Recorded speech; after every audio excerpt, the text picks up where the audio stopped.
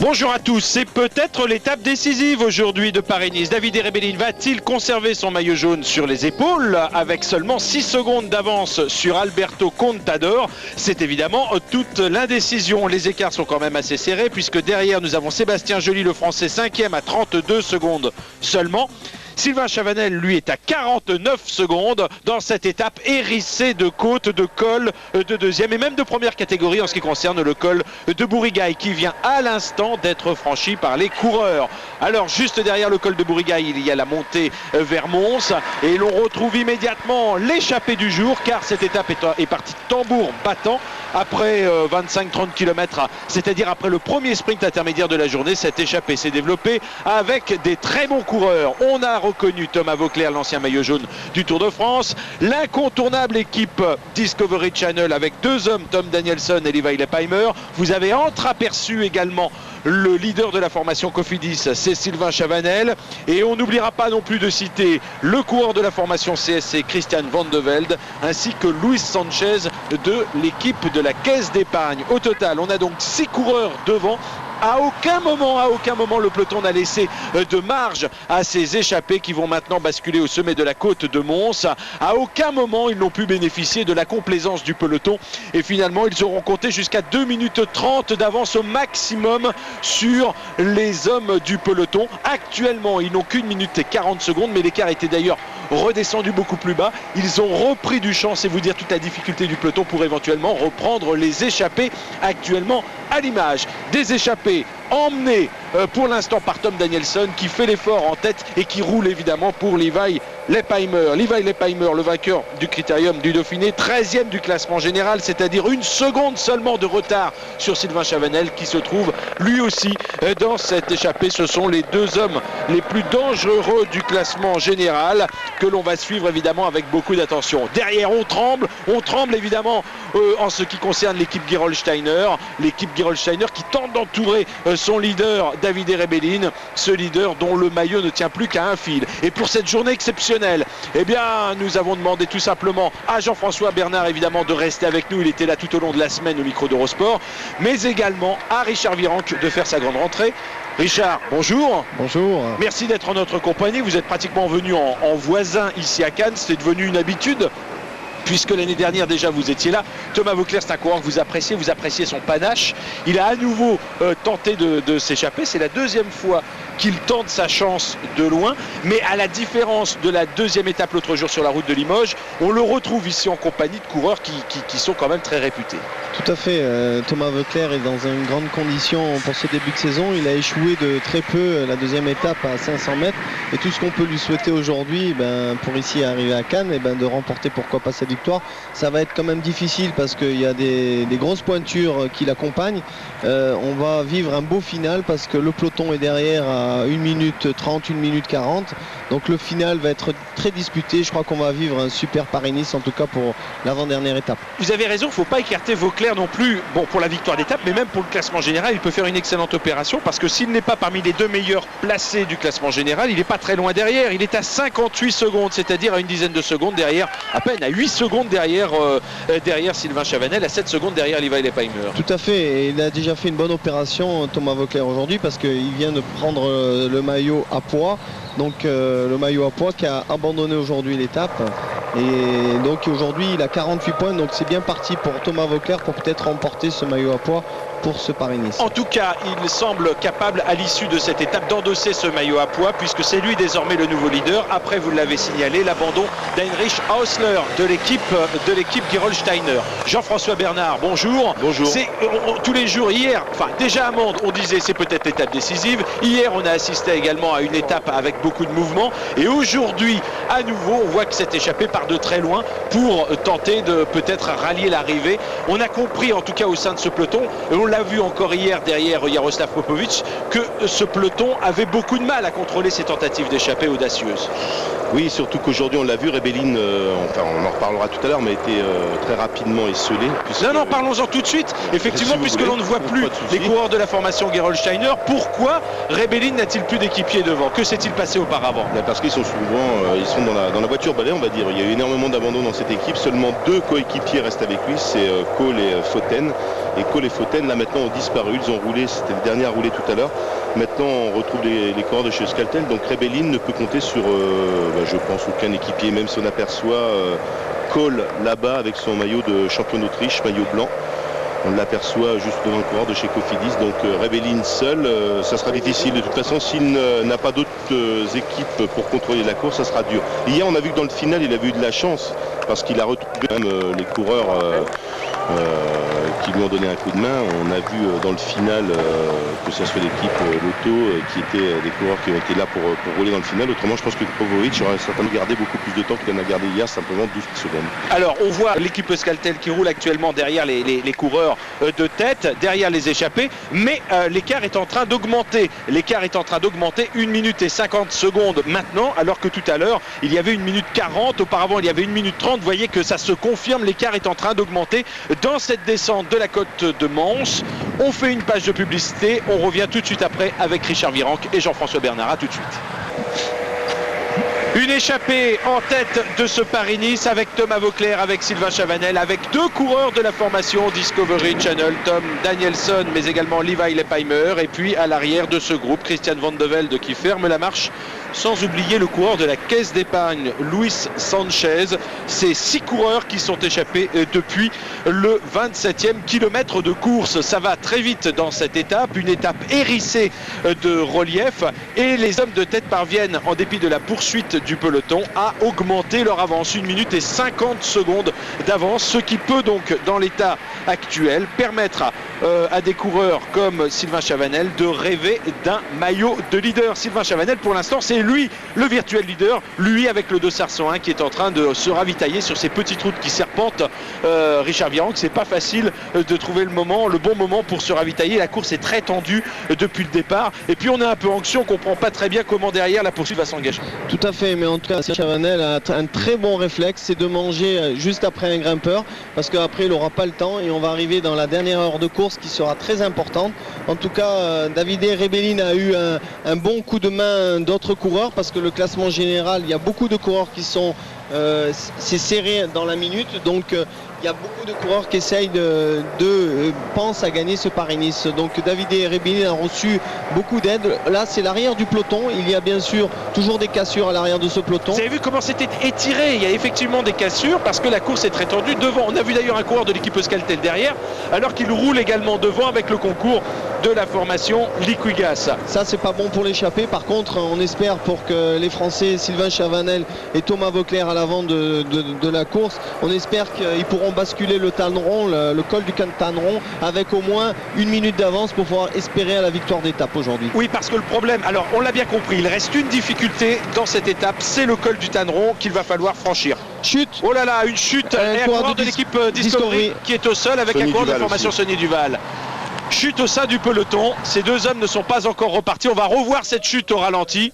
Il est arrivé trop vite dans le virage et bien sûr il a chassé de la roue arrière. Mais en tout cas, c'est une erreur.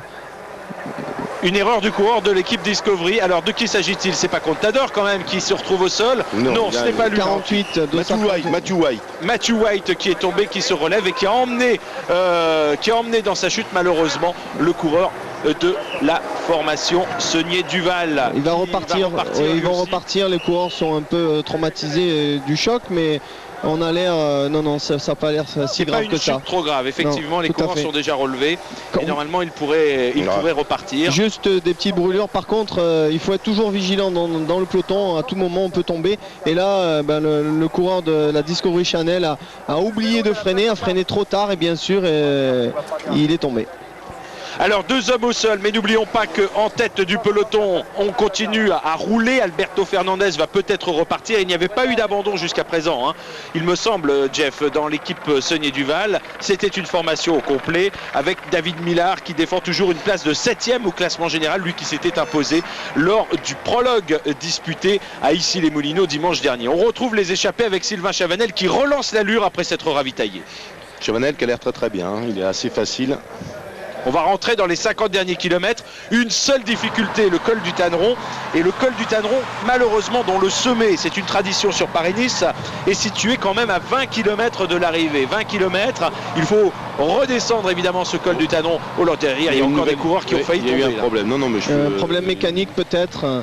D'un coureur, on n'arrive pas trop à distinguer, un CSC peut-être, mais qui va repartir avec l'arrière du peloton. Le peloton qui doit rouler très vite, et l'avantage dans cette échappée devant, tout le monde s'entend, donc peut-être le coureur de CSC ne collabore pas, mais c'est une échappée qui a une bonne allure en tout cas, et Sylvain Chavanel et Thomas Voeckler, je crois que vont s'occuper avec Leipheimer, peut-être dans le Tanneron, de vraiment collaborer et essayer d'aller au bout. Ils ont à peu près 1000 km dans les jambes parce qu'on arrive dans les 200 derniers kilomètres de ce Paris-Nice. Ce Paris-Nice qu'ils ont couru sous le soleil. Et aujourd'hui, encore du soleil, encore une vingtaine de degrés. Je crois que c'est vraiment appréciable pour les coureurs de pédaler dans ce climat-là. Alors vous connaissez bien la région, Richard. Il faut dire quand même que les descentes ici sont serpentes tout le temps, c'est très tortueux. C'est pas les grands cols. On est dans l'arrière-pays varois. Ce ne sont pas les grands cols que l'on connaît dans les Alpes ou dans les grands massifs montagneux, mais les descentes permettent souvent finalement de faire plus de différence que les ascensions. Oui, les descentes sont très techniques et sont piégeuses aussi dans les Alpes-Maritimes. Et je crois que dans le final, il y aura quand même avantage dans les descentes à Thomas Voeckler et à Sylvain Chavanel qui sont de très bons descendeurs, donc c'est sûrement pas dans les descentes qui vont être repris. Par contre dans la plaine, quand on va basculer le col du Tanneron pour aller jusqu'à Cannes, on espère pour eux qu'ils auront un écart assez conséquent. Alors on n'est pas encore arrivé, je pense, dans l'ascension du col du Tanneron parce qu'il y a une transition à effectuer après la descente du col de la côte de Mons. Ça remonte un peu, hein. On doit être, je pense, à mi-parcours dans cette descente. La route se redresse durant un court instant avant d'aborder la deuxième partie de la descente. Et d'aller chercher le dernier sprint intermédiaire à Montaroux. Un dernier sprint qui aura beaucoup d'importance, Jean-François Bernard, pour Sylvain Chavanel. Oui, surtout qu'il a déjà pris, on va dire, le premier sprint intermédiaire, même si l'échappée n'était pas partie. Sylvain Chavanel, pas Sébastien qui est son frère. Sylvain Chavanel a pris 3 petites secondes de bonification. Jérôme Pinault est allé chercher 2 secondes de bonification. Et Bobby Julich est allé prendre la dernière petite seconde qui restait, ce qui permet au classement général de changer un petit peu, pas grand-chose. Il se passe quelque chose d'important au sein du peloton, Richard Virenque, parce que l'équipe Discovery Channel, qui est pourtant bien représentée à l'avant de la course avec 2 hommes, avec Tom Danielson et avec Levi Leipheimer, semble très présente aux avant-postes du peloton. Est-ce qu'ils vont rouler pour essayer de maintenir l'écart dans des proportions pas trop dangereuses vis-à-vis de leur leader Alberto Contador, sachant que Chavanel, notamment, peut représenter un danger pour eux? Écoutez, ils essaient de jouer un peu les troubles faits à l'avant de ce peloton et essayer d'empêcher les autres coureurs de rouler. En tout cas, ils ont un problème, c'est qu'il y a 3 équipes qui sont motivées à revenir sur ces échappées et ça, les coureurs de la Discovery Channel essayent de les dissuader. En tout cas, une chose est sûre, c'est que l'équipe Discovery Channel a un très bon comportement sur ce Paris-Nice. On les avait vus sur le dernier Tour de France un peu à la dérive, et je crois qu'ils ont repris la saison 2007 avec de grosses intentions, et notamment dans ce Paris-Nice qu'ils ont 2 coureurs échappés à l'avant. Ils ont des coureurs dans le classement général, donc ils ont 2 victoires d'étape aussi remportées par Alberto Contador à Mende, et puis hier Jaroslav Popovic d'ailleurs, que l'on a aperçu dans les premières positions du peloton. C'est vraiment l'équipe incontournable de ce Paris-Nice. Et à l'avant, on les voit que les 2 coureurs échappés appuient vraiment les relais. Ils n'ont pas l'intention de se faire rattraper de suite. Et je crois que le col du Tanneron va être la clé de cette étape, tout simplement pour la victoire d'étape et peut-être pour la victoire finale de ce Paris-Nice, parce que ce Paris-Nice va se jouer cette année encore à peu d'écart dans les places d'honneur. Le podium est pas du tout fait encore aujourd'hui. Comme d'habitude, je crois que Paris-Nice, on le dit toujours, les secondes perdues au fil des étapes sont très importantes. On l'a vu pour Contador, qui a remporté l'étape de Mende, mais en fait qui reste quand même à 6 secondes de Rebellin et qui avait perdu à Limoges 17 secondes dans une cassure. Donc peut-être qu'il perdra Paris-Nice par rapport à cette cassure de Limoges. et David Millard qui est toujours dans les 10 premiers du classement général, même s'il il a eu un petit problème à Mende, il est toujours 7e du classement général à 42 secondes. Donc tout peut être possible aussi dans la dernière étape. On voit que les 12, en plus il y a presque 17 coureurs jusqu'à Vauclair, 17 coureurs qui sont dans la minute, donc je crois qu'on n'avait pas vu ça depuis un bon moment aussi. On voit aussi des formations, des nations qui sont pas trop représentées par rapport à d'autres années, hein. Il n'y a que 2 Espagnols dans les 10 premiers, il y a 2 Italiens, donc je crois qu'on est en train de vivre en tout cas un Paris-Nice plein de suspense. Et regardez ce que font les coureurs de l'équipe Discovery Channel, ils sont en train de remonter à l'avant du peloton. Alors s'agit-il, comme le disait tout à l'heure Richard Virenque, de semer le trouble dans la poursuite? En tout cas c'est payant, on attend de nouveaux écarts parce que visiblement ça se passe pas trop mal quand même en ce qui concerne l'échappée devant, cette échappée où Sylvain Chavanel pour l'instant est le principal bénéficiaire. Mais attention quand même, vous apercevez Levi Leipheimer en dernière position.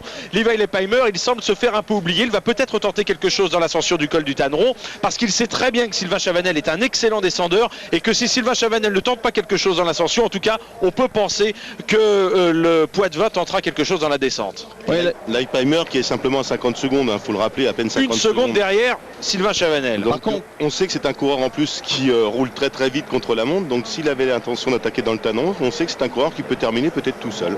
Par contre Leipheimer a un grand problème dans les descentes, donc je crois que la descente du Tanneron est tellement technique qu'il risque d'être distancé par rapport à des coureurs comme Chavanel ou Vauclair. Il a de la chance que ce ne soit pas mouillé parce qu'on sait qu'avec le Mimosa qui tombe sur la route, c'est très glissant. Allez, 6 coureurs en tête, l'écart a diminué à la faveur du peloton. 1 minute et 25 secondes seulement de retard, alors que l'on a un coureur de l'équipe Euskaltel qui roule en tête. On se demande évidemment pourquoi roule l'équipe Euskaltel. Il y a Samuel Sanchez quand même qui est 10e au général à 46 secondes. Enfin, il défend ou peut-être qu'il a d'autres... s'il gagne l'étape, on ne pourra pas leur faire leur reproche évidemment d'avoir roulé. Sanchez, il nous a déjà fait des numéros, rappelez-vous Patrick. Samuel Sanchez et Sylvain Chavanel. Vous croyez qu'il n'a jamais fait de numéro sur cette étape de Cannes? C'est l'un des grands spécialistes. Il adore attaquer. À 3 reprises, on l'a retrouvé devant dans l'étape de Cannes. L'année dernière, il avait pris la 2e place. Rappelez-vous, l'an passé, les coureurs partaient de Digne-les-Bains et il figurait au sein d'une échappée partie de loin avec également de très bons coureurs, puisque l'on se souvient qu'il y avait notamment Jens Voigt dans cette échappée. Ce n'est pas Vauclair qui avait gagné. Ce n'est pas Chavanel. Mais il y avait Vauclair d'ailleurs l'année dernière également dans cette échappée. Ce sont quand même des retrouvailles finalement pour ces coureurs. Bon, Voigt il n'est pas là, de toute façon il risquait pas de se glisser dans la bonne échappée aujourd'hui. Et l'année dernière, finalement lors de cette étape de Cannes, c'est Andrei Kachechkin qui s'était imposé. Il y avait également Sandy Cazard l'an passé dans cette échappée qui s'était placé juste derrière Sylvain Chavanel. Et Chavanel donc place de 2 l'année dernière dans l'étape de Cannes, 10e de l'étape de Cannes en 2005 et en 2004 il avait pris la 4e place. C'est vous dire si vraiment pour lui cette étape de Cannes est devenue un rendez-vous incontournable. Il a bien préparé son début de saison et de le voir à l'avant comme ça en bonne condition, aujourd'hui il a de grandes chances de l'emporter. Bon, c'est pas encore joué, mais en tout cas il est bien parti pour faire une belle prestation aujourd'hui. Les coureurs français sont à l'attaque aujourd'hui, c'est une bonne chose.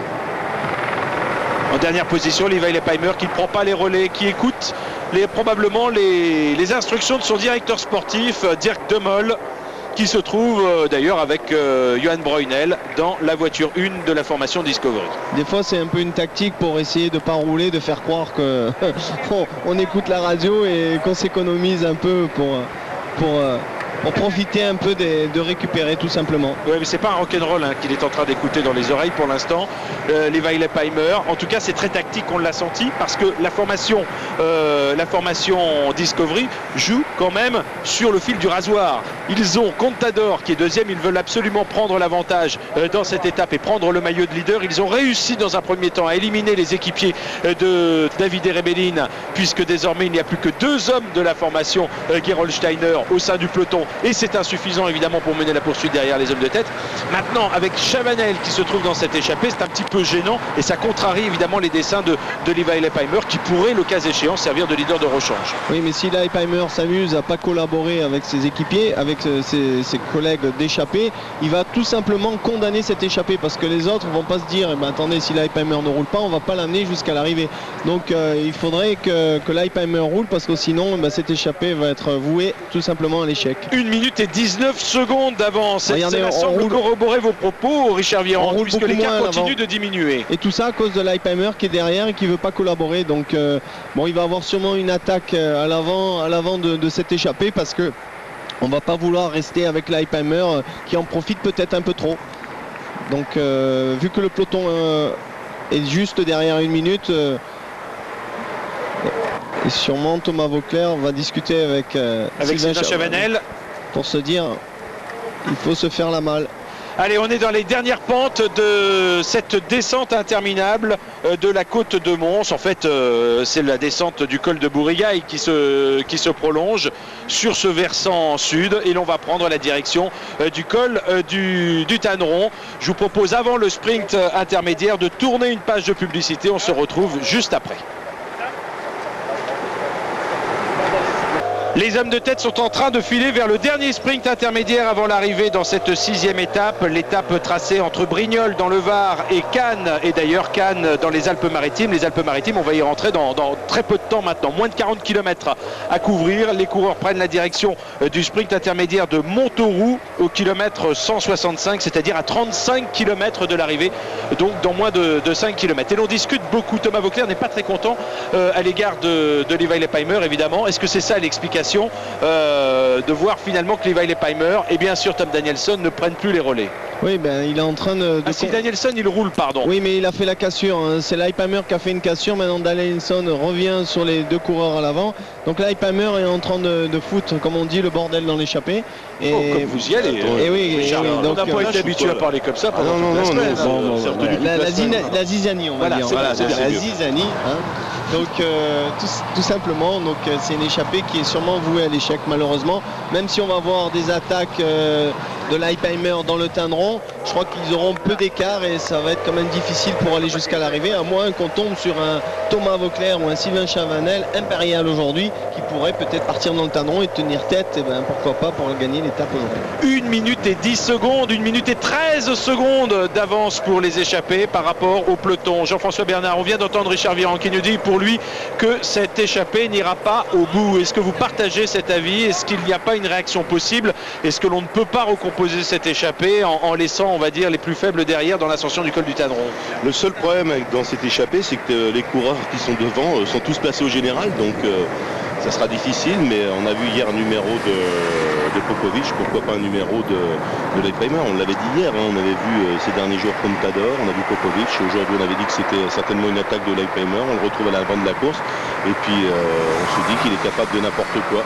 Je crois que s'il veut gagner Paris-Nice, de toute façon c'est aujourd'hui, c'est pas demain qu'on gagnera Paris-Nice. Le classement général de ce soir sera celui de demain soir normalement. Vous voulez dire que demain, sur l'étape de Nice, en dépit des difficultés qu'il y a sur ce parcours, eh bien il n'y aura pas de changement. Je rappelle que demain il y aura l'ascension du col de la Porte, notamment un col de première catégorie, le col de la Turbie et puis enfin le col d'Aise. 3 cols de première catégorie à franchir avant l'arrivée à Nice. C'est vrai que ces dernières années, ça n'a pas, en dépit de la nature du profil, ça n'a pas déclenché de grosses hostilités cette dernière étape. Patrick, les dernières éditions de Paris-Nice, à chaque fois qu'on en a fini par Nice, j'ai jamais vu le leader du classement général du samedi soir ne peut être le même le dimanche. Il faut remettre le col d'Aise au programme alors, voilà. Col d'Aise contre la montre. Ah, c'est sûr qu'il y aurait eu un contre la montre ce dernier jour.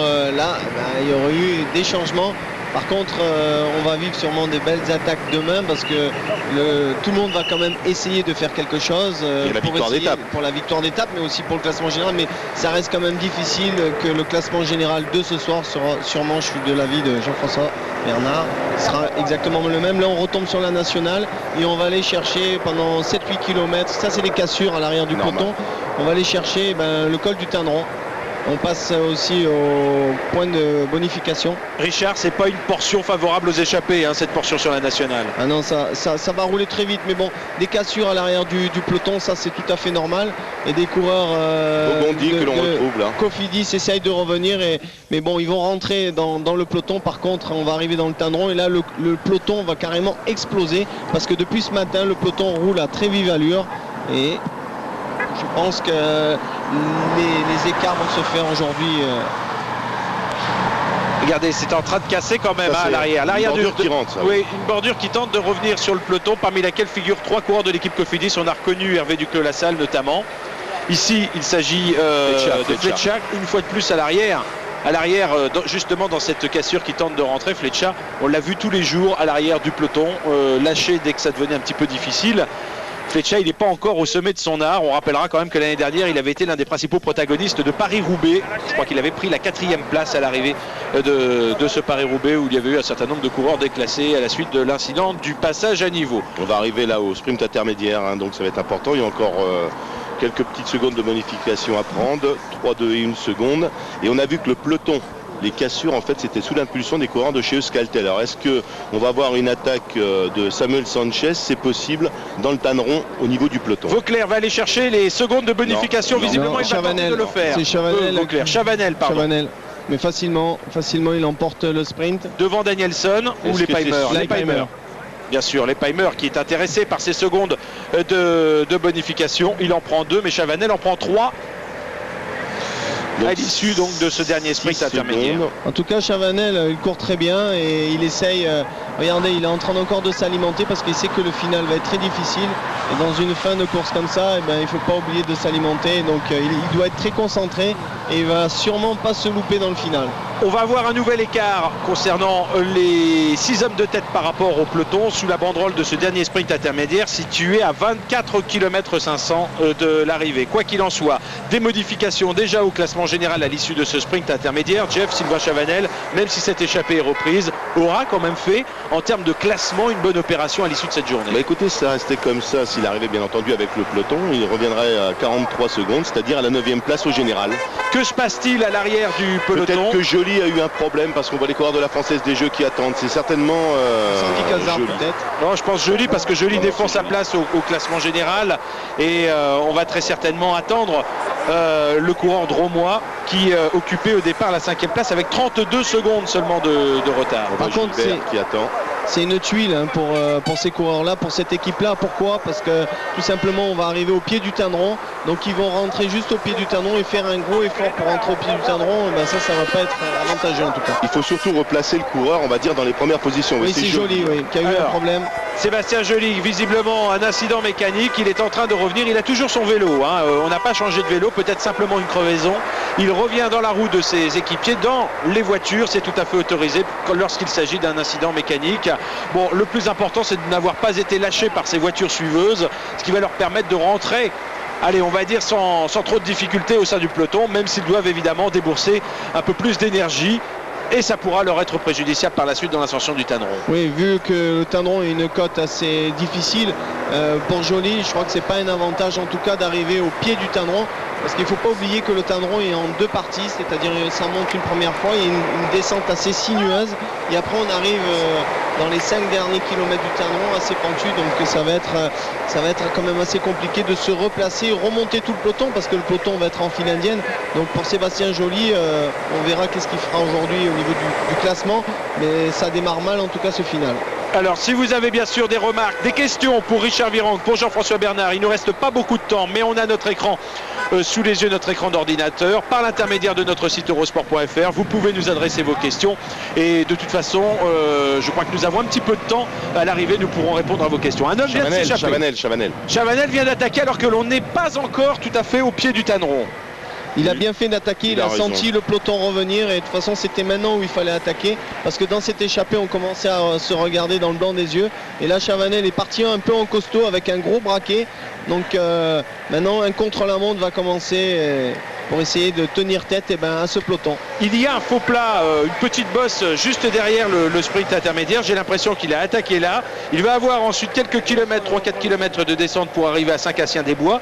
Et ensuite, il sera au pied du col du Tanneron. Il a préféré anticiper. Il a bien fait d'anticiper parce que maintenant un compte à rebours, comme je disais, a commencé. Et Chavanel est parti en costaud. Et pour l'instant, on va pas les voir revenir. L'échappée est en train sûrement de se regarder. On va sûrement regarder l'Alzheimer et lui dire bon, maintenant si tu veux gagner sûrement l'étape, il faut que tu ailles chercher Chavanel. Donc on va peut-être s'enterrer derrière. 32 km encore à couvrir. C'est un pari osé. On parlait hier de ce pari audacieux de Jaroslav Popovic qui, sur la route de Manosque, a attaqué ses échappées à 40 km de l'arrivée. Eh bien, Sylvain Chavanel, il est en train de relever exactement le même défi. Il part un petit peu plus tard à 32 km, mais lui, il a encore un col à monter, c'est le col du Tanneron. Est-ce que c'est pas une attaque suicidaire? De toute façon, il n'a pas vraiment le choix. Non, je crois qu'il a raison. De toute façon, il n'a rien à perdre, Patrick. S'il veut gagner Paris-Nice, il faut tenter quelque chose. Si on emmène l'Alzheimer au pied du Tanneron, il est possible que c'est l'Alzheimer qui attaque et qu'il ne puisse pas suivre. Il est possible que derrière, l'Alzheimer flingue, on va dire, au pied du Tanneron et revienne sur Chavanel. Il aura au moins l'avantage d'être déjà devant et ce sera peut-être plus facile pour lui pour pouvoir l'accompagner. Parce que obligatoirement, un des deux coureurs de chez Discovery Channel va réagir. Et je pense que ce sera l'Alzheimer dans le Tanneron. 15 secondes en avance pour Chavanel par rapport à ses 5 compagnons de fugue. Et dans 500 mètres, il va basculer pour aller chercher le Tanneron. Un nouvel écart, l'écart qui augmente d'ailleurs en faveur de Sylvain Chavanel. Il avait 12 secondes, vous avez vu, par rapport à ses 5 poursuivants. Il a maintenant 20 secondes d'avance sur Tom Danielson, sur Levi Leipheimer, sur bien sûr Christian Van de Velde, sur Thomas Vauclair et enfin sur le coureur de la formation Caisse d'Épargne qui se trouve également dans cette échappée. Il s'agit de Luis Sanchez. Vous avez vu les coureurs de la Discovery Channel, maintenant on doit faire le travail. Leipheimer ne roule pas bien sûr, donc il n'y a plus que 2 coureurs maintenant qui se mettent à rouler. Et bien sûr, le trou se fait avec Chavanel qui a creusé l'écart tout simplement parce que derrière, on n'y croit plus et ils vont sûrement se faire rattraper par le peloton. Jeff, vous êtes impressionné quand même par Sylvain Chavanel aujourd'hui. Il est en train peut-être de nous faire un numéro, pas du tout. Non, il m'impressionne pas, c'est normal. Pourquoi c'est normal? Vous nous avez dit je vais attaquer samedi. Il a attaqué il y a 3 heures. Faut pas boire un coup là, faut relancer tout de suite. Non, quand même. Il faut reconnaître chez Sylvain Chavanel qu'il sait fixer des objectifs et s'y tenir. Alors parfois on lui a reproché justement ces déclarations là. Au contraire, on le salue parce que justement il met en application ce qu'il souhaite faire. Et apparemment il en a les moyens. Parce que ça suffit pas aussi les bonnes intentions. Il faut avoir la condition physique au top. Et visiblement il a bien préparé son affaire. Moi je pense qu'il est très bien. De toute façon on l'a vu en attente depuis le départ de Paris-Nice. Vous voyez, 20 secondes, une 0,6 avec le peloton. De toute façon, il a jeté maintenant les dés. Il faut que ça passe ou ça casse, comme on dit. On vous indique 20 secondes, mais nous on est encore plus rapide. C'est radical, ça va très vite. Il a maintenant 30 secondes d'avance sur ses poursuivants. 30 secondes d'avance sur ces 5 hommes qui pourtant roulent. Ça peut donner, Richard Virenque, un peu d'air à cette échappée. Ça va lui donner un peu de sursis quand même de les voir s'organiser derrière Sylvain Chavanel. Malheureusement, cette échappée est condamnée tout simplement parce que à cause de Leipheimer, maintenant les Chavanel quand même aussi. Oui, mais Chavanel est devant lui, il est pour la victoire, lui il n'est pas encore condamné. En plus, il a un gros atout, c'est qu'il descend vraiment très vite dans Vous voulez dire que Sylvain Chavanel, on peut le laisser gagner l'étape, mais de toute façon, il n'aura pas d'écart, il ne prendra pas le maillot ce soir. Il y aura un peloton de toute façon présent pour réduire cet écart en deçà de son retard qui est on le rappelle, qui n'est pas très important, 49 secondes. Oui, il a un avantage, c'est qu'il a 40 secondes d'avance, donc il est dangereux, mais pas vraiment pour Paris-Nice, mais tout peut basculer aussi dans le final. Chavanel peut prendre plus d'avance parce que pour une dizaine de secondes, une vingtaine de secondes, il peut se retrouver leader de ce Paris-Nice et pourquoi pas gagner Paris-Nice. En tout cas, il est parti au bon moment quand il fallait et il va avoir un avantage, c'est sûr. C'est dans la descente parce que c'est un très grand descendeur. Donc tout ce qu'on lui souhaite, c'est de résister au peloton aujourd'hui. On vous avait promis une belle journée aujourd'hui en direct sur Eurosport. D'abord parce qu'il y a Paris-Nice, ensuite il y a Tirreno Adriatico en direct avec Jackie Durand et Julien Brun. Et puis on a un Français qui est en tête dans cette étape. C'est devenu un peu une habitude pour Sylvain Chavanel. C'est un peu sa classique dans Paris-Nice. À chaque fois qu'il est au départ de l'étape de Cannes, il choisit d'attaquer, de se glisser. Eh bien le bonheur est complet puisque son manager général vient de nous rejoindre. C'est Éric Boyer. Éric, bonjour. Bonjour. Aujourd'hui, Sylvain Chavanel, il avait donné un peu rendez-vous à tout le monde et il est présent, ponctuel à ce rendez-vous. Ça ne vous surprend pas? Non, ça ne me surprend pas. Il avait annoncé la couleur ce matin au briefing dans le bus. Il en avait parlé à ses équipiers. Moi, il m'en avait parlé hier soir. Demain, je fais la course, donc ça veut tout dire.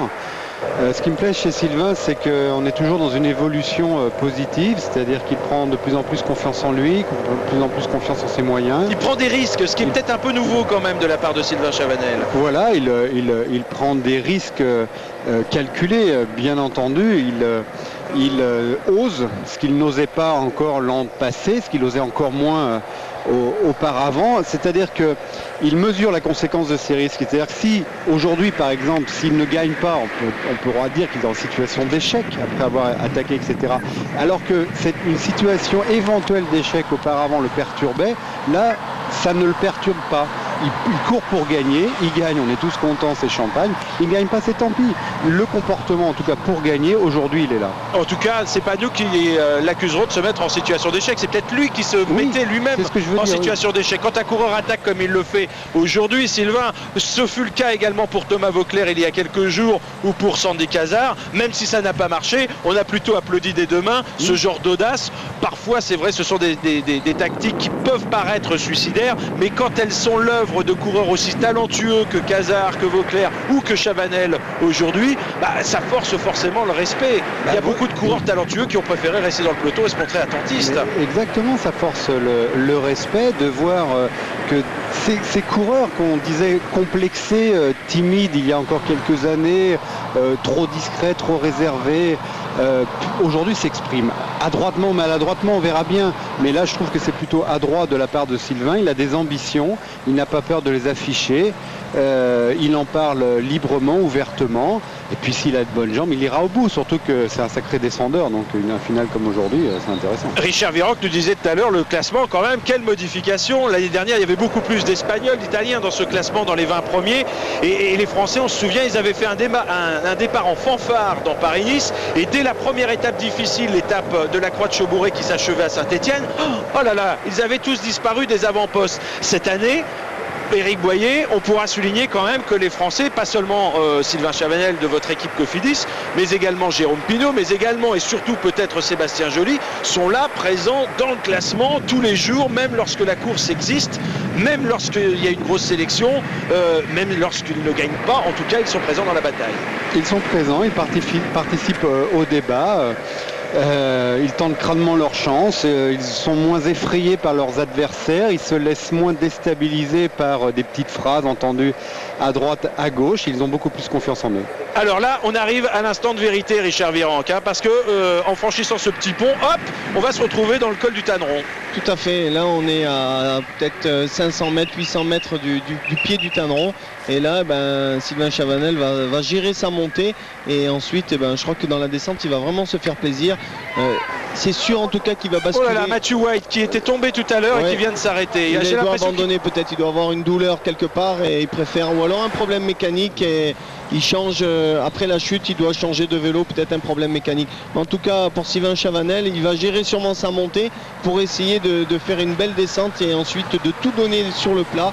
Et par contre, les coureurs derrière, une chose est sûre, je ne vois pas Leipheimer revenir sur Chavanel dans la montée. Ça me paraît un peu impossible. Quel est votre sentiment, Éric Boyer, sur ce que vient de dire Richard Virenque? Si, Richard.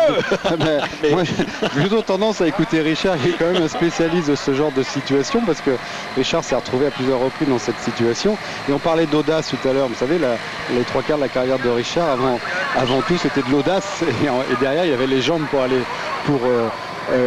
aller au bout de son audace. Est-ce que Sylvain Chavanel a changé quelque chose dans sa façon d'aborder cette saison 2007 par rapport à l'année dernière, par exemple? Beaucoup plus calme, beaucoup plus serein.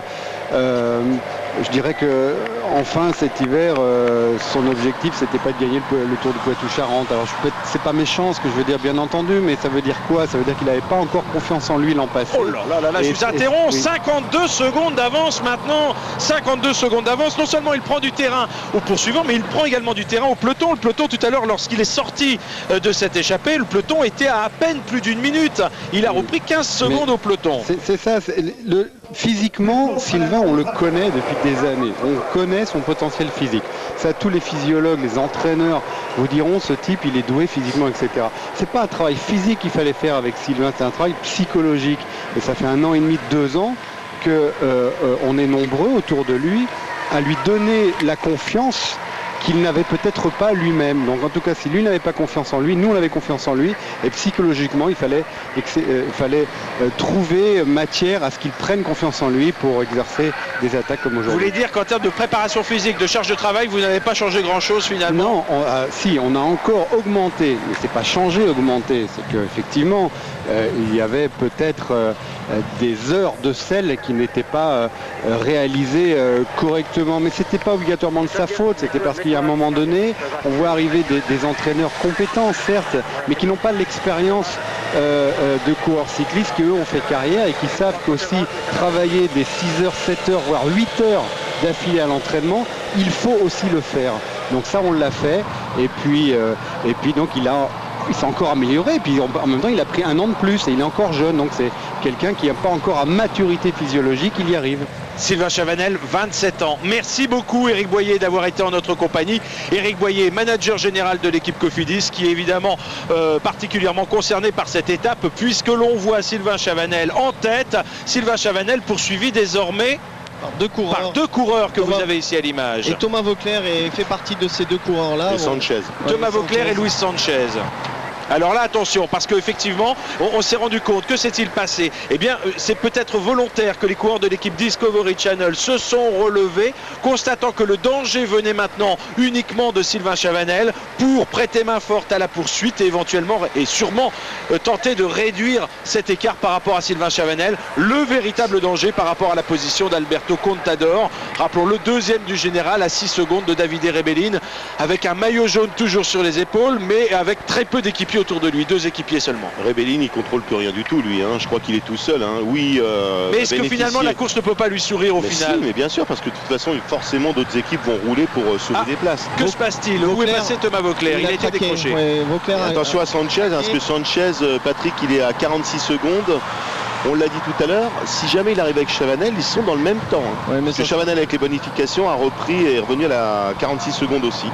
Mais il reste 3-4 km maximum de montée, et ça m'étonnerait que Sanchez revienne sur Chavanel, qui a encore bien 40 secondes d'avance. Et Chavanel doit bien gérer sûrement sa montée, parce qu'il sait ce qu'il attend derrière.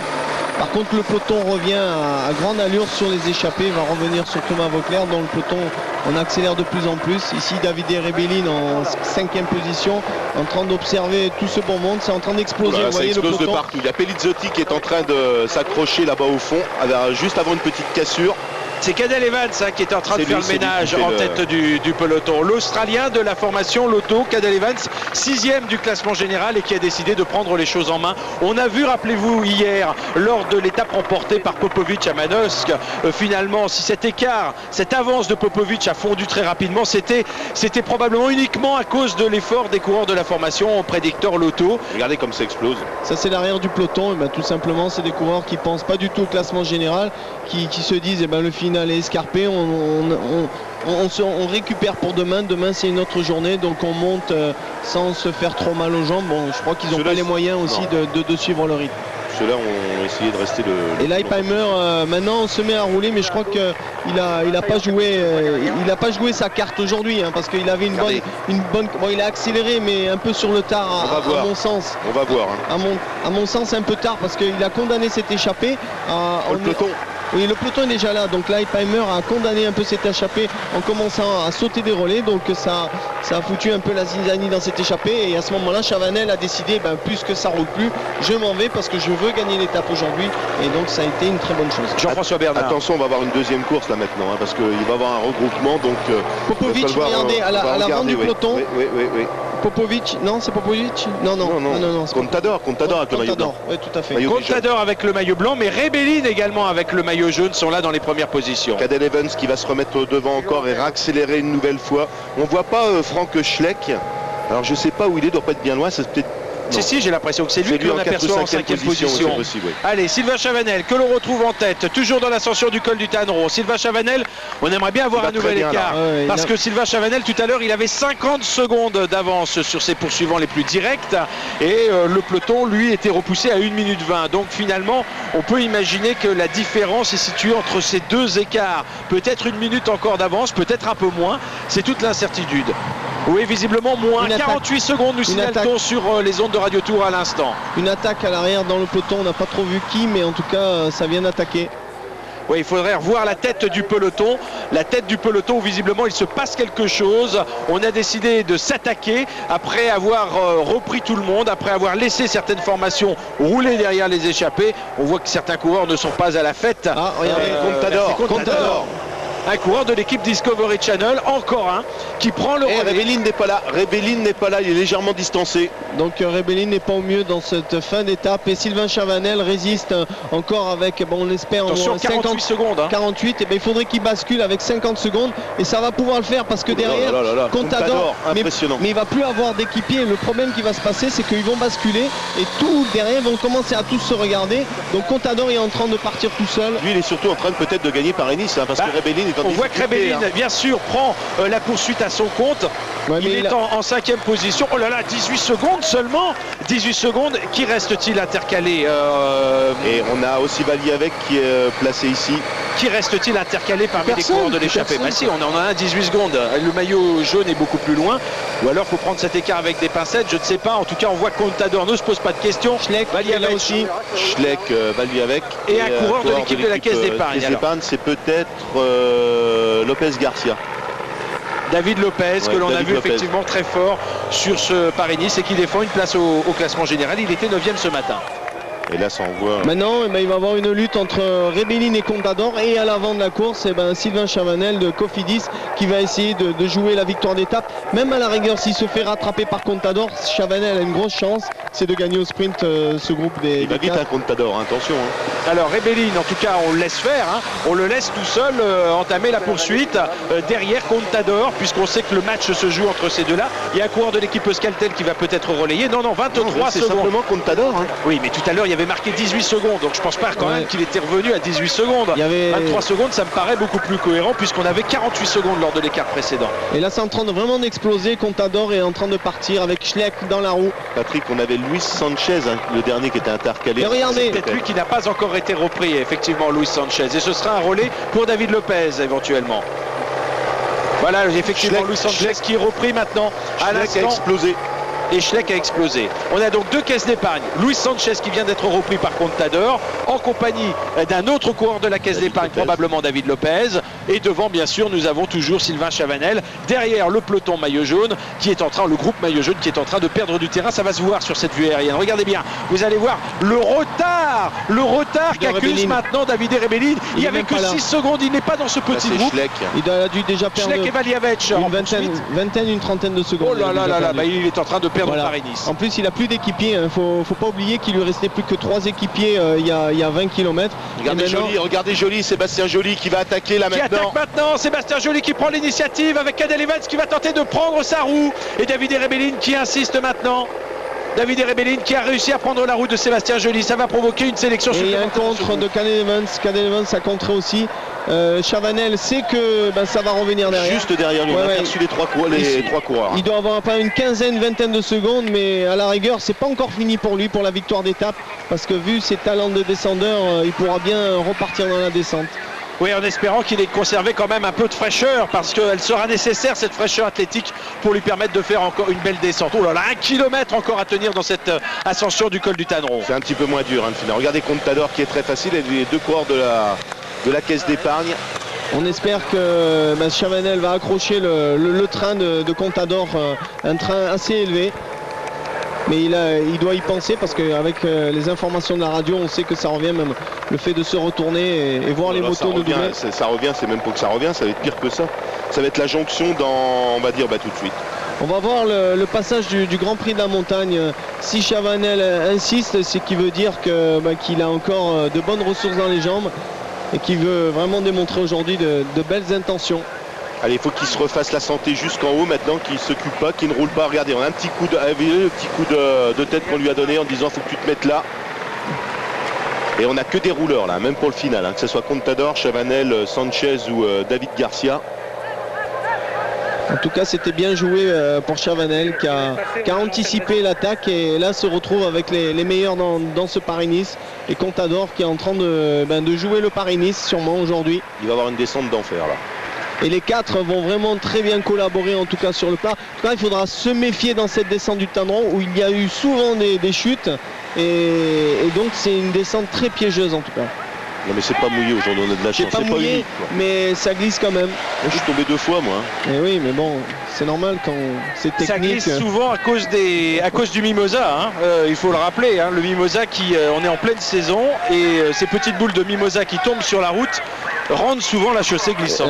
Mon cher Patrick, même si c'est votre fête aujourd'hui, parce que c'est la Saint-Patrick aujourd'hui, donc Ça va être ma on fête, vous hein. saute le mimosa, ça fait un moment qu'il a fleuri ici. Ah bon, oui, c'est bah, fini? Ah bah oui, c'est fini parce que il fait tellement beau que le mimosa est bien parti. Attendez, c'est Donc, quoi cette histoire? Paris-Nice n'a pas changé de date. Non, mais bon, C'est les saisons, il y a plus de fait beau, saison. voilà, il On fait va beau un peu depuis un bon moment et le mimosa, je peux vous dire qu'il est bien fané et il y en a plus sur les arbres. hein. Donc le Tanneron, finalement, la descente sera pas si dangereuse que ça. Si, elle sera quand Elle même sera dangereuse, technique, mais pas moins dangereuse. mais tout de même, bonne fête quand même pour vous aujourd'hui. Donc c'est tout, Lopez c'est Gar- tout pour vous ce soir. David Lopez Ah, qui bah, passe en je deuxième coupe mon micro. position. Chavanel en 3e, alors que c'est Contador bien entendu qui est passé en tête en haut du Tanneron, et la 4e place est prise par je pense Luis Perez. Et les coureurs que vous avez actuellement à l'image, Valiavec ici en compagnie de Frank Schleck, Schleck, oui. viennent de passer avec probablement une trentaine de secondes, un peu moins peut-être déjà de retard. Pas beaucoup, hein. Tout à l'heure on a indiqué 20 secondes de retard pour ces deux hommes. Ça veut dire que le groupe maillot jaune perd encore davantage de terrain. Plus d'une demi-minute déjà de perdu par Davide Rebellin. Le peloton revient très très vite là, hein, avec un coureur, c'est certainement Sanchez là, coureur de chez Euskaltel. Et il aura Rebellin, peut-être de la chance, Rebellin. Hein. encore une fois de plus, il trouve à chaque fois des alliés de circonstances. Et là encore, il y a deux coureurs qui roulent. Et ben, je crois que des fois, on a besoin de la chance et ce facteur chance, et ben, on peut s'en servir. En tout cas, on entame la descente du Tanneron qui est une descente assez vertigineuse. Alors confirmation des écarts, hein. 25 secondes de retard pour Valiavec et Schleck et 30 secondes de retard pour le groupe Davide Et Rebellin. celui qui rigole là-dedans, à mon avis, c'est Rebellin.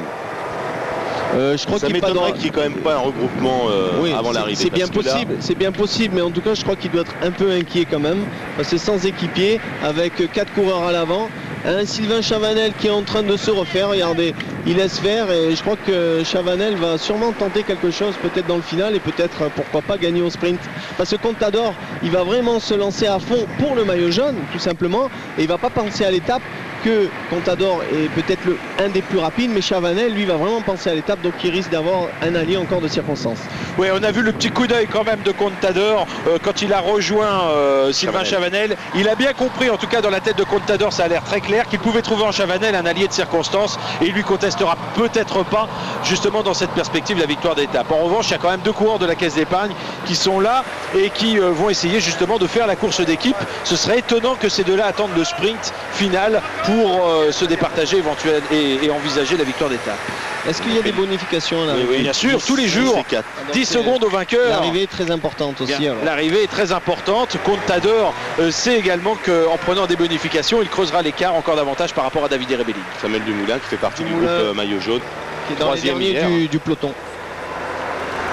Là, on est en train de regarder un peu ce qui se passe à l'arrière de ce peloton et sûrement des cassures en bas de cette descente. Là, on retrouve la tête des échappés tout simplement. Et il en fait beaucoup, hein, Sylvain Chavanel, dans cette descente.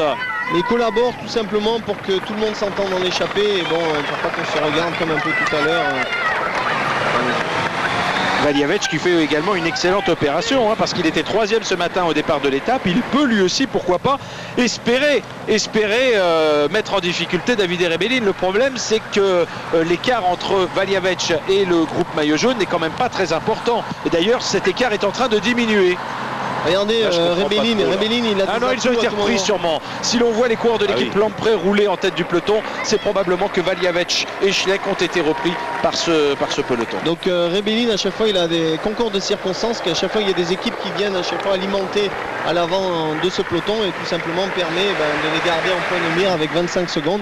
Et là, on est dans les 3 derniers kilomètres de cette descente du Tanneron. Jeff, hier déjà, c'était un peu la même situation. Hein. Rebellin, c'est un peu le miraculé de l'étape de Manosque hier. On l'a vu, hein, s'il n'avait pas eu un petit coup de main, il aurait peut-être perdu le maillot. Mais là, on voit qu'une fois de plus, il trouve des alliés de circonstances. Et c'est toujours, on voit là les coureurs de chez Euskaltel. C'est certainement Samuel Sanchez là, qui relance avec Rebellin en 4e position. On a aperçu Millard qui était placé aussi. Il y a un coureur du Crédit Agricole qui est là, c'est peut-être Rémi Poriol. Rémi Poriol qui Le défend Français. une place au classement des meilleurs jeunes, hein, ne l'oublions pas. Le classement du Botcharov, maillot blanc, je il sais était pas. 4e, je Non, crois. c'est Rémi c'est Poriol. Poriol, Oui, oui, Botcharov. qui a fait une belle ascension parce qu'il était à chaque fois aux avant-postes. Et là, Heipheimer qui ferme la marche du peloton. Ouais, il aime pas trop les descentes d'Heipheimer. Hein. Bon, heureusement que c'est pas mouillé parce que 26 secondes de retard maintenant pour les coureurs du peloton. L'écart est n'est quand même pas très important quand on sait qu'après la descente du Tanneron, il doit rester encore 15 km de plat, c'est ça à peu près? ouais, c'est ça. Ouais. 15 km de plat pour revenir d'abord sur le bord de mer et ensuite sur le boulevard du Midi où est jugée l'arrivée de cette étape de Paris-Nice. En tout cas, les coureurs de l'équipe Discovery Channel pèsent vraiment sur la course depuis maintenant quelques jours. Et tous les jours, ils font vraiment le spectacle. Et donc à chaque fois ils mettent des atouts, que ça soit jamais trop les mêmes coureurs, et ils mettent des cartes à abattre, et en tout cas la course est vraiment mouvementée. Et belle à voir aussi. Là on arrive dans le dernier kilomètre de cette descente avec plein de lacets. Et on a l'impression que Sylvain Chavanel il se fait un peu oublier pour l'instant Voilà, dans cette descente. C'est une bonne chose. Hein.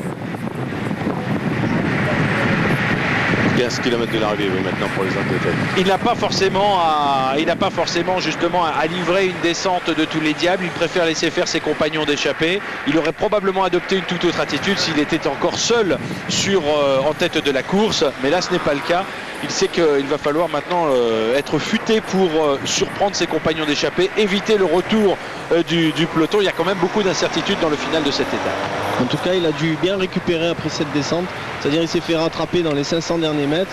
Il a fait toute la descente, bon, on va dire tranquille, mais ça roulait quand même vite. Mais il s'est déconcentré, il s'est reconcentré sur le final. Et on pense en tout cas qu'il va tenter quelque chose, soit au sprint, il va tout miser sur le sprint, soit peut-être dans les derniers kilomètres, peut-être pour l'emporter. Richard, je suis pas sûr qu'il soit encore devant au moment du sprint si personne n'attaque auparavant, parce qu'il n'y a plus que 20 secondes d'avance pour les hommes de tête par rapport au peloton. Quand on sait qu'ils vont avoir quand même une enfilade de ligne droite dans quelques instants, on est quand même très inquiet pour l'avenir de cette échappée. Il n'y a pas beaucoup de vent aujourd'hui, contrairement à ce que l'on a souvent vu dans cette étape de Cannes, qui réduisait à néant les chances des échappées. Là, le vent, il est un tout petit peu présent sur le bord de mer, nul. mais c'est pas grand-chose quand même par rapport aux habitudes. Non, mais les coureurs vont nous donner un peu de suspense aujourd'hui, donc c'est pour ça que l'écart va rester assez serré. Et donc, bon, c'est clair que les chances seront moindres pour ces coureurs échappés, mais en tout cas le peloton est derrière et va tout tenter pour rentrer, mais en tout cas on va vivre un suspense sur ce final. Et là, vous voyez là, cette descente très compliquée avec des lacets, et Chavanel lui il est rentré sur les 3 coureurs. Par contre, le coureur de la Caisse d'Épargne a du mal à... David Lopez. Lopez a du mal à suivre tout simplement. Chavanel était au début dans sa roue. Il s'est fait surprendre un peu, Voilà. Chavanel. Hein. Et après, quand il a vu que Lopez n'assurait pas dans la descente, il a doublé. Et il va revenir sans problème au pied en bas de la descente. Il y en a un aussi qui vit très mal cette descente. On l'a aperçu, on l'a entreaperçu. C'est Levi Leipheimer qui se faisait tout simplement distancer du groupe maillot jaune à l'arrière de ce groupe. L'américain de la formation Discovery Channel qui va devoir s'imposer une poursuite lui aussi au bas de cette descente. Par contre, ce coureur de la Caisse d'Épargne, il risque de se retrouver tout seul en bas de cette descente, tout simplement parce que les 3 à l'avant, ils vont rouler vraiment très vite, et ça m'étonnerait qu'il rentrera dans la descente. Bon, de toute façon, il va pas rester seul longtemps parce qu'il y a le peloton que je dis. Alors, il va retrouver Chavanel. Chavanel rentre, et maintenant ils vont se retrouver à 3. David Lopez qui est un coureur basque que l'on a vu débuter en 2003 sous le maillot de l'équipe La Barca dos Café Baquet. Et ce n'est qu'à l'intersaison qu'il a été recruté par la Caisse d'Épargne. C'est un coureur que l'on a vu notamment 7e du Tour d'Aragon il y a 2 ans. Vous avez vu la facilité de Chavanel. Hein. Ah ouais. Il est très fluide dans la descente, et par contre Contador lui il met tout ce qu'il a dans le final. Donc je crois qu'il pense énormément à ce maillot, de reprendre le maillot de Paris-Nice tout simplement. Si jamais on a un regroupement, il doit bien rester quelques sprinters, je pense, dans ce groupe. Et je pense à Ventoso. Ventoso, ça m'étonnerait qu'il ait été lâché. Lui. Ventoso, rappelez-vous, c'est ce coureur hier qui cognait du poing sur son guidon de dépit à l'arrivée à Manosque en venant mourir sur les talons de Jaroslav Popovic à l'issue d'une étape quand même particulièrement mouvementée. Ça, il aurait fait rouler ses coéquipiers aussi, il aurait peut-être gagné l'étape. Hein. C'est peut-être pour cela qu'il nourrissait autant de regrets. Et 20 secondes, l'écart est maintenu en ce qui concerne les 3 hommes de tête, puisqu'il convient maintenant de parler de 3 et non plus de 4 coureurs. Un homme est intercalé, c'est David Lopez. Il est important que ces 3 coureurs s'entendent. Ça sera en tout cas la réussite de cette échappée. S'ils commencent à se regarder, malheureusement ça sera de suite fini. Et ici Rebellin roule tout seul à l'avant. Il attend sûrement de l'aile et peut-être qu'il va y avoir un petit flottement. Ce flottement va permettre peut-être à ces 3-là d'aller jusqu'au bout. En tout cas, tout le monde ne veut pas collaborer dans un premier temps avec Rebellin et peut-être Rebellin va avoir encore un peu de chance et va trouver des alliés de circonstance. Rebellin, il est un peu fébrile quand même là, et on le comprend parce que face à Contador, il est peut-être tout simplement en train de perdre Paris-Nice, et malheureusement pour lui, on pouvait l'entrevoir lorsqu'il a perdu tout à l'heure ses équipiers. Aujourd'hui, pas moins de 3 équipiers de la formation Gerolsteiner ont abandonné. Ils ne se sont pas simplement fait lâcher, ils ont abandonné. Ils ne pouvaient plus suivre l'allure. Que se passe-t-il pour Levi Leipheimer? Apparemment, il a un incident technique. Oui, mais de toute façon, il était lâché avant. Ouais, il veut changer peut-être de vélo ou de roue, ou alors il veut finir tranquillement, mais il appelle en tout cas sa voiture. Dirk De Mol se porte à ses côtés, Levi Leipheimer qui faisait partie de cette échappée initiale de 6 coureurs partis après 25-30 km de Non, c'est l'arrière du peloton. David, ça. Non, c'est David. Il est David Lopez qui a réussi à rentrer, apparemment attendu par son coéquipier. Et oui, David Lopez est le mieux placé des deux. On joue le classement général aussi. On ne veut pas que David Lopez perde trop de terrain. Et c'est la raison pour laquelle Luis Sanchez l'a attendu. David Lopez qui avait terminé 3e de l'étape de Mende et qui, grâce à cette performance, occupé ce matin encore la 9e place du classement général. Il peut faire une bonne opération à l'issue de cette étape, justement en maintenant sa place dans cette échappée. Il a bouché 8 secondes, il doit marcher énormément parce que pour boucher 8 secondes dans Contador, regardez le relais appuyé de Chavanel. Ça veut dire que Chavanel a très bien récupéré de sa belle attaque et c'est un client encore pour la victoire d'étape aujourd'hui. En espérant qu'ils vont pas se faire rattraper avant. Alors 20 secondes, c'est quand même pas grand chose. On peut vous dire qu'auparavant, dans cette étape de Cannes, qui emprunte toujours le même parcours ces dernières années, c'est-à-dire le col du Tanneron, quand des coureurs avaient 20 secondes d'avance sur le peloton, ils étaient rejoints avant l'arrivée. Et regardez qui roule en tête du peloton. Vous voyez que finalement, David Rebellin n'a pas tardé à trouver des alliés de circonstance, parce qu'ils sont nombreux dans ce groupe à viser la victoire d'étape. Et parmi les coureurs, voilà, il y avait Ventoso. Alors on ne comprend pas très bien pourquoi l'équipe Lamprey roule, par exemple, parce que avec un client comme Ventoso, la victoire d'étape, ce sera assez difficile à obtenir. À noter également la présence du champion de Finlande qui figure dans cette échappée. Du champion de Finlande, du champion de Suède, Löfqvist, qui se trouve donc dans cette échappée. Löfqvist de la formation de la Française des Jeux. Qui est 14e au classement général. Oui, qui défend une place au général. C'est pas le mieux placé, mais ça doit être le 2e de l'équipe française des Jeux, derrière Sébastien Joly. C'est en train de sentir bon pour Chavanel, même s'il reste 16 secondes. Il reste 8 km. On va virer avec la mer sur la droite et là ça va être très chaud. Regardez, on commence à se regarder dans le peloton, on s'interroge, ça roule pas franchement. Oui, Löfqvist. Oui, alors ça veut dire que Sébastien Joly est aussi certainement dans ce groupe. S'il roule comme ça, s'il participe à la poursuite, sinon il laisserait probablement faire. On a un coureur de Bouygues Télécom, voilà Sébastien Joly. Je ne sais pas qui est l'autre coureur d'équipe Bouygues Télécom, je pense Thomas Vauclair, qui figure lui aussi dans ce groupe. Thomas qui était tout à l'heure dans l'échappée des 7 coureurs avec Sylvain Chavanel, avec Luis Sanchez. Et puis avec également Christian Van de Velde, ils ont été repris, ceux-là, tout comme Tom Danielson et Levi Leipheimer. Finalement, le seul rescapé de cette échappée, les deux seuls rescapés, ce sont Luis Sanchez et Sylvain Chavanel à l'avant de la course, repris par la suite, on l'a vu, par Alberto Contador et David Lopez. Une trentaine de coureurs sont derrière ces échappés, plus qu'une trentaine, et Dumoulin est aussi dans ce groupe aussi à l'arrière de ce petit peloton, en tout cas ce qu'il en reste du peloton. Ce que l'on peut dire, c'est que dans ce peloton figurent quand même tous les meilleurs du classement général. 24 secondes, l'écart est en train d'augmenter à nouveau en faveur des échappés. Ça sent bon pour Chavanel parce que là c'est mon favori du jour aujourd'hui, avec Contador qui se donne à fond. Chavanel est en train de bien jouer et regardez, il fait des petites cassures, signe qu'il n'est pas trop bien, mais ça c'est pour endormir tout le monde. Jean-François Bernard. Il va falloir se méfier des Espagnols, ça m'étonnerait que sur les deux il n'y en ait pas un qui aille vite. Mais vu la détermination que Chavanel a aujourd'hui, je crois que ça sera... Regardez, maintenant ils se mettent à rouler. Chavanel est en dernière position et il fait celui qui a mal aux jambes. Mais pour moi, il fait le cinéma. Ah non, non, qu'est-ce que je suis en train de dire? Regardez, Chavanel craque littéralement. Oh, extraordinaire. Ben, ouais. Sylvain Chavanel est en train de se faire distancer.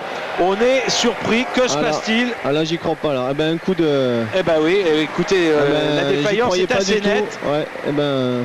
La défaillance est brutale. Sylvain Chavanel vient de laisser partir ses 3 compagnons d'échappée au moment où l'on pensait justement que cette échappée pouvait résister à un retour du peloton. Sylvain Chavanel, après avoir effectué de nombreux kilomètres, près de 150 km d'échappée, est en train de laisser filer ce trio d'Espagnols que l'on retrouve maintenant en tête dans l'étape de Cannes. On retrouve donc David Lopez, le mieux placé de l'équipe Caisse d'Épargne. David Lopez en compagnie de son coéquipier Luis Sanchez. C'est Luis Sanchez qui roule actuellement en tête. Et Alberto Contador, qui n'appartient pas à la même équipe évidemment. Alberto Contador, deuxième du classement général, à 6 secondes seulement du leader Davide Rebellin. En tout cas, on parle la même langue dans cette échappée. Donc je crois que pour s'entendre, ça va être facile. Et Rebellin a trouvé encore des alliés de circonstance. Mais à l'avant, je crois que les 3 Espagnols, Contador a des grosses chances de prendre le maillot aujourd'hui à Rebellin. Alors effectivement, si l'on voit l'équipe Sonia Duval rouler actuellement en tête du peloton, quelle défaillance pour Sylvain Chavanel. Dommage parce qu'il était bien parti pour l'emporter et malheureusement un coup de pompe comme ça. Pourtant il avait sûrement bien géré son alimentation parce qu'on le voyait à chaque fois dans les descentes en train de s'alimenter, tout ça. Et peut-être, regardez, peut-être il n'a pas fait assez. Malheureusement, Chavanel passe à côté d'une belle victoire d'étape. Ça ressemble à un coup de fringale, Jean-François Bernard. Il ressemble quand même, oui, parce qu'il avait l'air d'être très très bien. Et souvent quand ça s'arrête comme ça, tout net, comme on dit, ça ressemble à la fringale. 30 secondes à 30 secondes, ça veut dire qu'on était bien parti quand même. Ouais, bien parti pour... pour secondes de bonification à l'arrivée. Pour Contador. Regardez, derrière, on roule pas vraiment, on n'y croit plus. Dans ce peloton, on n'y croit plus. Et on va jouer tout simplement à laisser Rebellin faire... Il y a quand même un truc, c'est qu'il y a quand même au moins 4 CSC dans le peloton et les CSC on ne les voit pas rouler. Donc on ne croit plus du tout prendre la victoire de Frank Schleck. Non, ça roule plus là. Non, ça roule plus. Ça roule plus. Par contre, à l'avant, on met tout ce qu'on a. Si Contador prend le maillot, il aura encore fait un numéro. Oui, en tout cas, il est bien parti parce qu'avec 33 secondes plus les bonifications, si bien sûr le peloton ne parvient pas à revenir, et on ne voit pas quand même pourquoi Rebellin pourrait trouver maintenant, il va peut-être, ses compagnons d'infortune vont peut-être se résigner. Franchement, on voit mal le peloton refaire un tel écart, d'autant qu'il a plutôt tendance pour l'instant à perdre du terrain qu'à en gagner. Là, il lui serre la main, c'est pas pour le féliciter, c'est pour le faire passer. Passage de relais. Passage de relais, donc en même temps peut-être il doit lui dire félicitations pour ta conquête du maillot jaune. Oui, on a presque l'impression que l'affaire est pliée.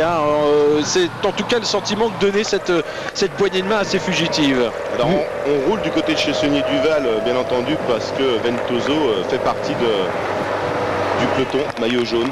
Ouais, on roule un peu tard quand même, parce qu'il faudrait quand même s'affoler parce que 30 ou 40 secondes à 6 km de l'arrivée, il faudrait même 5 km d'arrivée, il faudrait vraiment finir très très vite. Il y a de toute façon, hormis Contador, un coureur qui est gênant dans cette échappée. Pour les autres coureurs qui défendent une place au général, c'est bien sûr David Lopez. David Lopez n'ayant que 43 secondes de retard sur Davide Rebellin, c'est-à-dire une vingtaine de secondes de retard sur un coureur comme Maliavec. Ça incite évidemment le peloton à rouler derrière, notamment les coureurs de C'est Luis Sanchez qui a attaqué. Oui, c'est Luis Sanchez. C'est une grosse attaque. Tout à l'heure, il a bouché 8 secondes en bas de la descente. C'est prévisible. C'est prévisible. Ils sont 2 coureurs de la Caisse d'Épargne, il ne faut quand même pas emmener Contador dans un fauteuil. Non, c'est Lopez. Lopez. David Lopez qui attaque. David Lopez, justement le coureur le mieux placé. Et si David Lopez est repris, on peut imaginer que son coéquipier contrera pour s'octroyer la victoire d'étape. Par contre, il me fait peur, avec les mains comme ça posées sur le guidon. Imaginez que s'il se prend un trou, il passe par-dessus. Ouais, avec ce qui vous est arrivé, ça ne m'étonne pas que vous réagissiez comme ça. Vous n'auriez peut-être pas dit ça il y a quelques mois. Non, mais j'aurais jamais mis les mains comme ça sur le guidon. Ça me fait peur. Il me fait peur. Là, il va arriver tout simplement sur le bord de mer. Donc, je crois que c'est un coureur de la Caisse d'Épargne qui va gagner. Et regardez l'organisation à l'arrière du peloton. On a quand même beaucoup de coureurs qui se relaient en tête de ce peloton. Va-t-il pouvoir résister? Je pense que ça ne va pas se jouer à grand chose, effectivement. Oh, rien quand même. Contador s'est retrouvé maintenant tout seul derrière pour rouler et on va peut-être être à 25 secondes plus ses bonifications, mais sûrement Contador va finir troisième de l'étape, donc troisième de l'étape. Le 18. Patrick, c'est bien Luis Sanchez, hein. C'est le 18. Hein. Tout à l'heure, ils mettent. À la télé. Ils sont trompés. Hein. Je sais que c'est Oh là Luis là Sanchez. là. Quelle erreur.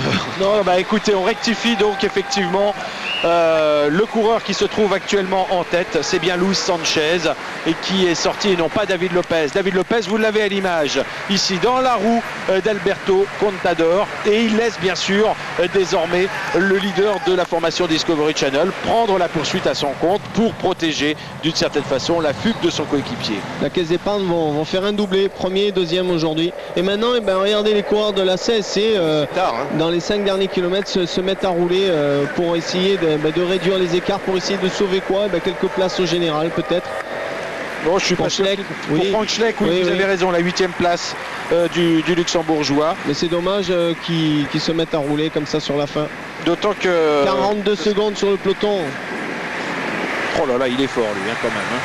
Pour repousser le peloton aussi loin. Il était déjà là dans le prologue, hein, rappelez-vous, Luis Sanchez. Oui, Luis Sanchez qui avait pris la 3e place du prologue, qui est un coureur d'ailleurs que l'on a déjà vu à plusieurs reprises depuis le début de la saison, et notamment sur le Tour de Valence, où il avait terminé à la 7e place, et puis le Challenge de Majorque, dont il a remporté le classement général officieux.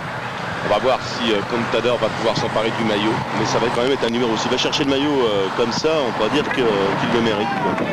Vous savez que Luis Sanchez l'année dernière, on l'avait déjà vu sur Paris-Nice à son avantage, puisqu'avec sa 13e place au classement final, il avait ramené le maillot blanc, le maillot du meilleur jeune. C'est donc pas forcément une surprise de retrouver ce coureur aujourd'hui à nouveau euphorique sur ce bord de mer en direction de Cannes, terme de cette étape de Paris-Nice. En tout cas, il n'a pas l'air de souffrir, il est dans une grande condition physique. Par contre, Contador commence à payer un peu les efforts qu'il a fait tout à l'heure, mais il va se faire attaquer par l'autre coureur de la caisse d'épargne. Et bon, ça va être dur pour Contador, hein, parce que Contador a fait tout le col du Tendron à fond. Il va finir tout seul là. Il va finir tout seul. Et ce qui est remarquable quand même, c'est de voir que Luis Sanchez en tête actuellement a quand même dans les jambes 150 km d'échappée. Hein. Faut pas l'oublier, il est le dernier escapé de cette échappée où figuraient tout à l'heure Vauclair et Chavanel. Et pourtant, c'est lui qui tient en respect pour l'instant tout le monde. Alors David Lopez, qui était revenu sur les échappées en compagnie d'Alberto Contador, vient de porter les stockades parce que Contador, il ne peut pas suivre. Il est en train de laisser filer les deux coureurs de la caisse d'épargne. Et maintenant, c'est un match en fait entre Contador et le peloton derrière, le groupe maillot jaune, hein, pour essayer de ravir ces secondes. Hein. Est-ce qu'il va déjà, il voit les secondes de bonification s'effilocher parce qu'en laissant partir deux coureurs, eh bien, il n'aura plus que 4 secondes de bonification à prendre. Il faut donc qu'il termine impérativement plus de 2 secondes devant le peloton pour prendre le maillot jaune. C'est encore possible, hein, 2 secondes, il lui reste plus qu'1,5 km. Contador, il doit avoir peut-être une quinzaine de secondes encore. Et dans le dernier kilomètre, ça m'étonnerait qu'il perde 15 secondes, à moins que Contador s'écroule, un peu comme Chavanel l'a fait tout à l'heure. Donc ça va être un match à la seconde encore, sur ce Paris-Nice dans la dernière étape. Vous savez que si c'est une histoire de secondes demain, avec les bonifications qu'il y a à prendre lors des sprints intermédiaires, Paris-Nice ne sera pas terminé. Hein. On sait que cette étape sur Nice ne réserve pas généralement de grandes offensives, des offensives de grand style, comme on l'a assisté aujourd'hui sur la route de Cannes, mais néanmoins la bataille sera serrée. On peut s'attendre finalement à une dernière étape très intéressante demain en direction donc de Nice. Ah ouais, on est dans le dernier kilomètre et Contador vient de se faire reprendre. À quelques secondes, je crois qu'il doit avoir une 5-6 secondes, il est en point de mire vraiment. Il va pas prendre le maillot alors. Hein. Ah bah écoutez, je crois que c'est fortement compromis. Regardez, il est en train de se faire rejoindre. Alors est-ce que ça va se jouer vraiment à la seconde ou va-t-il être repris avant? En tout cas pour l'instant, on a toujours en tête Luis Sanchez qui est en train de réaliser un exploit après s'être échappé dès les tout premiers kilomètres de cette étape. Et bien finalement, cette étape qui faisait 178 km, il aura fait plus de 150 km d'échappée pour remporter cette victoire. On se souvient qu'en 2003, un autre Espagnol s'était imposé ici, c'était Joaquim Rodriguez. Victoire donc de Luis Sanchez à Cannes. Le chrono est déclenché. Luis Sanchez qui peut faire un rapprochement s'accroche au classement général puisqu'il n'était qu'à 55 secondes. Il prend 10 secondes de bonification, mais il ne prendra pas le maillot. Le sprint est maintenant lancé. Avec Jérôme Pinot, attention, Jérôme Pinot, plein Jérôme Pinot qui va effectivement aller chercher Dumoulin au milieu. Et vous l'avez vu, Contador a donc été repris. Alors donc finalement, eh bien c'est tout simplement... Il croit qu'il a gagné, c'est la deuxième fois que ça se produit et c'est tout simplement Lorenzetto qui lève les bras au passage sur la ligne. Le sprinter de la formation Milram, enfin l'un des sprinters, ils sont quand même nombreux avec Sidler, avec Astarloa. Quoi qu'il en soit, il n'a pas gagné, c'est devenu le gag de cette dernière semaine parce qu'on a vu ça également sur Tirreno Adriatico. On l'a vu évidemment avec Tom Bonnen. Le vainqueur, vous l'avez à l'image, ne changez pas les réglages de votre téléviseur. Le vainqueur, c'est bien lui, c'est Luis Sanchez qui va faire une belle opération au classement général puisqu'il prend 10 secondes de bonification. J'ai pas malheureusement mesuré l'écart en regardant le sprint, l'écart exact, le retard du peloton sur la ligne, mais il va sûrement faire 27 secondes de retard plus 10 secondes de bonification. Écoutez, il va prendre 37 secondes, il avait 55 secondes de retard. Alors j'ai jamais été très fort en calcul mental, 55 moins 37, ça le fait revenir à 18 secondes. Merci de m'avoir soufflé tout ça. 18 secondes, ça lui permet de venir se placer en troisième place quand même. Le vainqueur de l'étape aujourd'hui qui fait une bonne opération, troisième place, puisque les autres coureurs qui ont disputé le sprint étaient quand même plus loin. Pinot, il fait une bonne opération aussi. Pinot, puisqu'il prend la troisième place du sprint, il prend 4 secondes de bonification. Une seconde qu'il avait pris en cours de journée, ça fait 5 secondes de moins pour Jérôme. Donc il va gagner, il va rentrer dans les 10 premiers du classement général. C'est une quasi-certitude. Alors voici le classement de l'étape. Le classement de l'étape, donc avec la victoire espagnole de Luis Sanchez. On notera quand même la présence des Français, Jérôme Pinot et Samuel Dumoulin, respectivement 3e et 5e.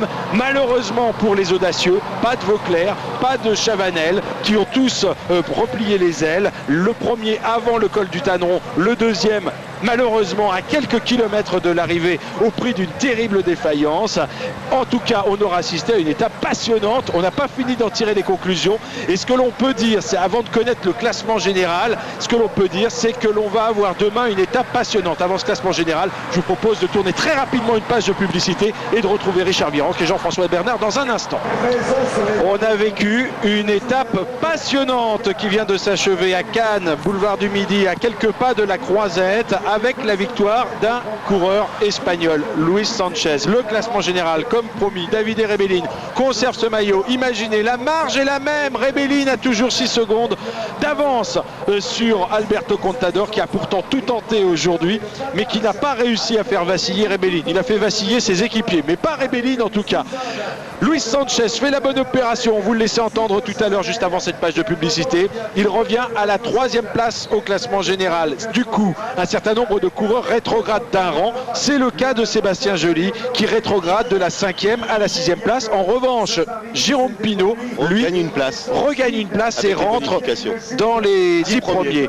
Et puis Sylvain Chavanel qui avait pris des secondes de bonification en cours de journée, et bien pourtant Sylvain Chavanel n'est pas... Oui, c'est étonnant. Alors peut-être a-t-il été distancé malheureusement. Cette terrible défaillance ne lui a peut-être, je mets vraiment ça au conditionnel, ne lui a peut-être même pas permis d'accrocher le peloton maillot jaune. Voici le vainqueur du jour, Luis Sanchez. Je ne sais pas si on va pouvoir l'entendre. En tout cas, vous voyez déjà son visage assez rayonnant. Il est content, on le serait à moins. Je ne l'entends pas pour l'instant. Luis Sanchez qui a remporté donc cette étape brillamment et en solitaire.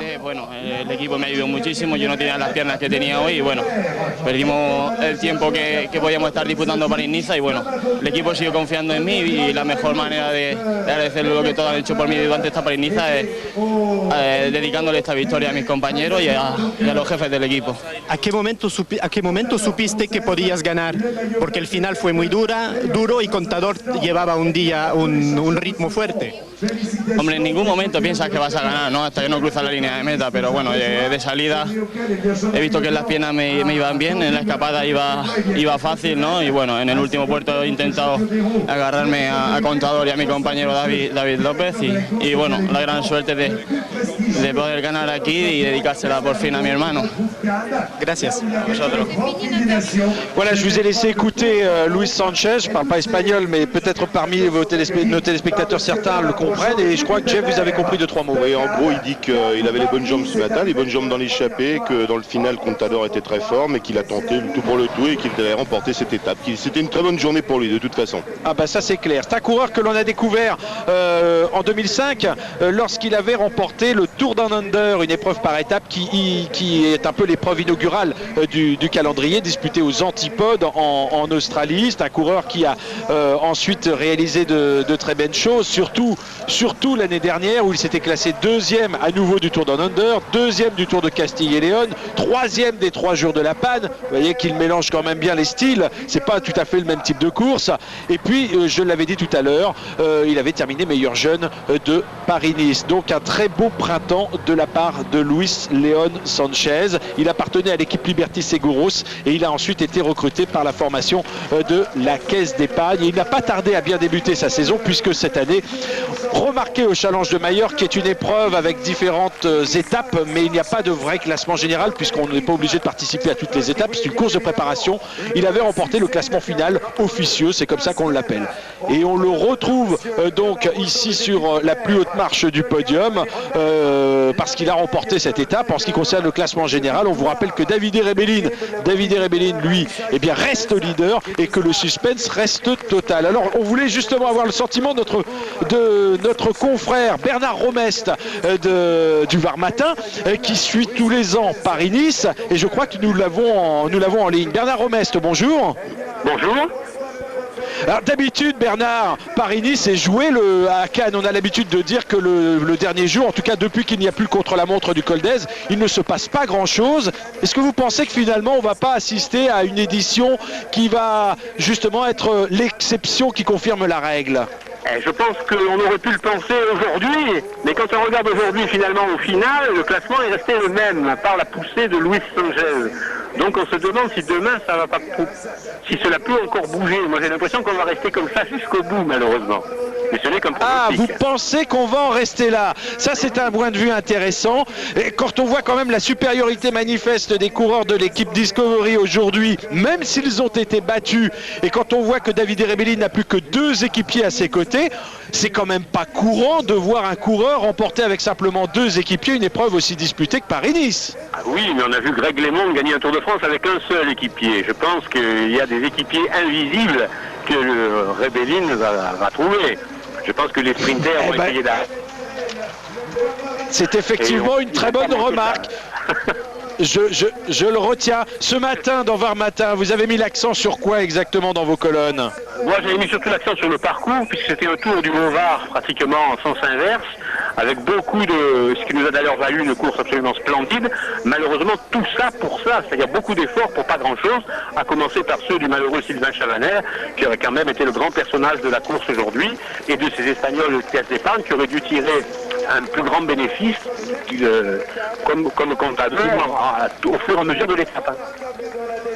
Eh bien écoutez, je renvoie en tout cas vos lecteurs à l'édition de demain. Merci d'avoir été en notre compagnie en cette fin d'étape. Je voulais absolument vous entendre parce qu'on sait que vous connaissez très bien cette course Paris-Nice. Le classement général, vous l'avez ici à l'image. Vous voyez quand même que eh bien, Contador et Sanchez se tiennent, enfin Sanchez pardon, fait son apparition comme le disait notre confrère de Var Matin à 16 secondes seulement au classement général. Et en ce qui concerne Sylvain Chavanel qui n'apparaît pas sur cet écran, il pointe désormais en 11e position. Il est à une petite seconde seulement de Jérôme Pinault, lui-même classé dans le même temps que Frank Schleck et David Millard. Voilà, on va se quitter. On vous donne rendez-vous pour l'étape de demain. On retrouvera Richard Virenque bien sûr et Jean-François Bernard. L'étape de demain. Alors pour contredire mon confrère, je vous dirais qu'il va forcément se passer quelque chose. On se quitte avec l'image de Thomas Vauclair qui n'aura pas tout perdu dans l'aventure puisqu'il endosse le maillot à poids de meilleur grimpeur. On aura peut-être l'occasion de le retrouver demain, mais attention, l'équipe Bouygues Télécom a quand même perdu 3 coureurs aujourd'hui dans cette étape, parmi lesquels Didier Rousse. On se retrouve donc demain pour la dernière étape à suivre en direct avec Richard Virenque et Jean-François Bernard, une étape autour de Nice qui s'achèvera sur la promenade des Anglais avec dans le final l'ascension de la Turbie et du Col d'Èze. Merci, au revoir et à demain. Félicitations à Thomas Vauclair.